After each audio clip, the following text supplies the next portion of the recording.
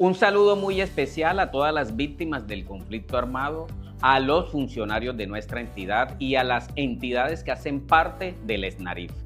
La planeación es muy importante para de esa manera poder tener unos resultados muy óptimos. Por eso la Oficina Asesora de Planeación de nuestra entidad inicia los encuentros territoriales de planeación. En estos espacios de diálogos se busca articular las diferentes acciones que nos van a permitir ejecutar el plan del año 2026. Todos los insumos recogidos en estos encuentros territoriales nos van a permitir contribuir en la reparación integral de todas las víctimas de nuestro país. Con dignidad cumplimos, Gobierno de Colombia.